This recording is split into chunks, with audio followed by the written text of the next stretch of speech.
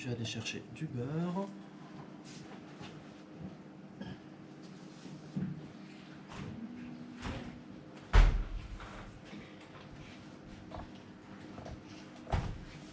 On va enlever ça.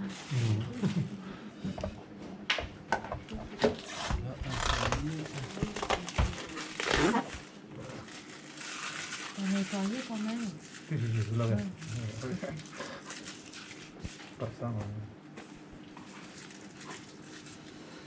Alors pour ce soir, ce qu'on va faire, c'est qu'on réalisera tout à la main, parce que je pense pas que vous ayez déjà des batteurs à la maison. Donc je vais vous montrer comment réaliser la pâte sablée à la main. Sur les prochains cours, ce que je ferai par contre, on sortira les batteurs et on utilisera les batteurs pour réaliser les pâtes. Si vous regardez sur les fiches quantité, ce que je ferai en général, c'est que les ingrédients ils sont donnés dans l'ordre d'incorporation. Comme ça, si vous avez un trou de mémoire, simplement vous savez qu'il y a un ordre sur les ingrédients.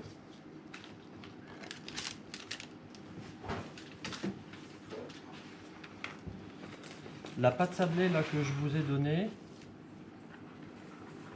ce qui sera pratique, c'est que vous pourrez la réutiliser aussi pour faire des tartes avec. Alors, je ne sais pas si tout le monde a compris le deuxième email où je vous avais donné en fait les exemples de cercle à tarte et de cercle à entremets. En gros, c'est ce qu'on utilisera sur le semestre.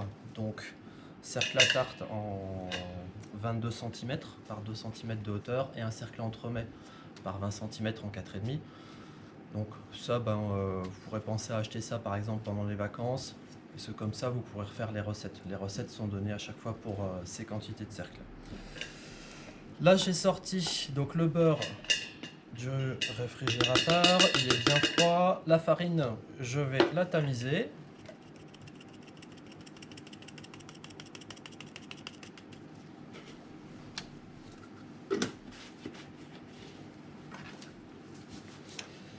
Et cette pâte, je vais la réaliser par sablage.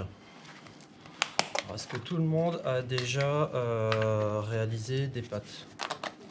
Ouais. Vous connaissez quoi comme pâte? Pâte feuilletée, pâte sablée, brisée. Vous maîtrisez déjà les pâtes? Non. Pâte à foncer? Non. Bon, pâte à foncer, on verra ça après les vacances. Donc, pour la pâte sablée, on va la réaliser par sablage. Simplement avec le beurre froid, je vais commencer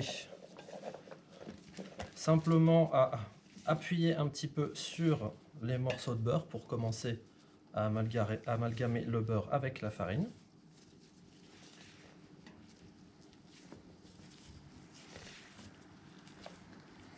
Alors prenez un récipient quand vous travaillez, comme ça ça évite d'en avoir partout sur le plan de travail.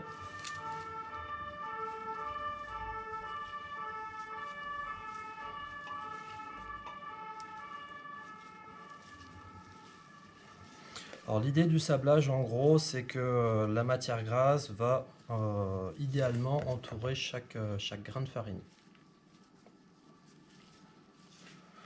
Donc sur un sablage idéal, on aurait autant de beurre que de farine.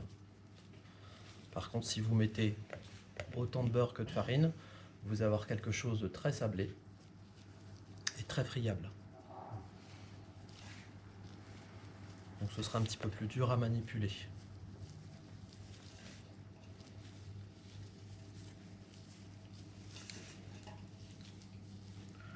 Donc là la première étape elle consiste simplement à déjà diminuer un petit peu la taille des morceaux de beurre, mélanger un petit peu, alors à chaque fois j'appuie de manière à mélanger l'ensemble.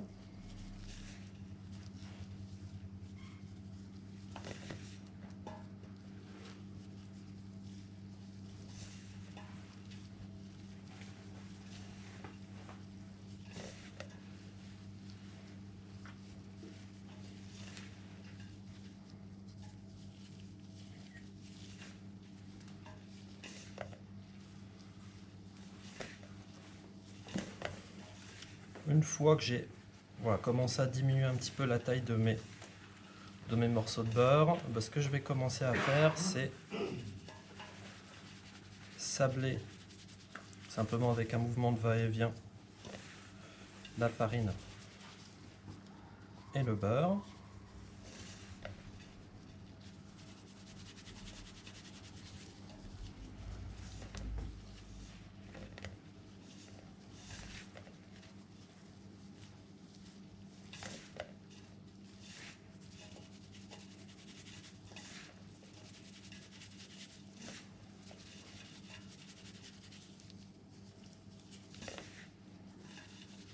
Si tu frottes trop, ça risque pas de chauffer le beurre.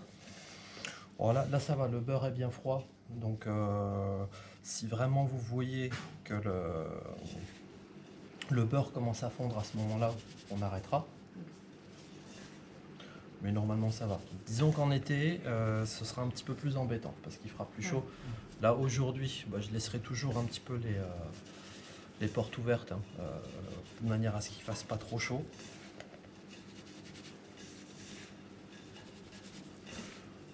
Voilà. Bon. Il va me rester encore quelques gros morceaux de beurre, c'est pas trop grave.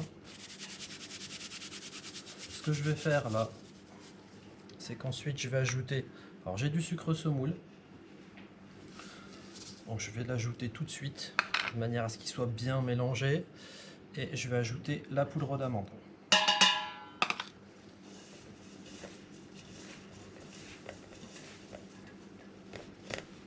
Donc pareil, je vais continuer à mélanger l'ensemble. Je vais pouvoir sabler encore un petit peu aussi. Du coup, là, il n'y a aucun intérêt à faire un ingrédient puis l'autre, c'est-à-dire à commencer par le sucre puis la poudre d'amande. Oh, tu pourrais les faire, les ajouter les uns après les autres, hein. Ça va pas changer. Ouais. On verra d'ailleurs qu'au batteur, on pourra mettre quasiment tous les ingrédients ensemble aussi. L'avantage que va avoir le batteur, c'est que le mélange sera plus homogène plus rapidement. Et puis comme le batteur va tourner, simplement ça vous permettra de faire autre chose pendant que le batteur tourne.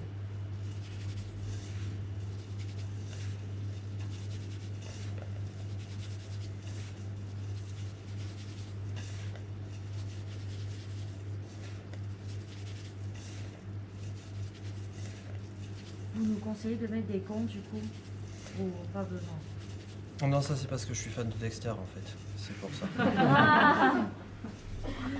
Non, en gros, l'idée des gants, c'est simplement quand il fait froid ou avec tous les produits j'irais d'entretien, j'ai toujours les mains très abîmées et surtout la peau qui coupe. Donc pour éviter de saigner dans les prépas, le plus simple c'est de mettre des gants. Autre chose aussi, quand vous travaillez pareil avec de la farine, fréquemment par exemple en boulangerie, idem la farine, ça assèche les mains. Donc là l'avantage c'est qu'avec les gants, déjà ça protège un petit peu, ça isole un petit peu de la chaleur des mains. Donc par exemple quand on fera de la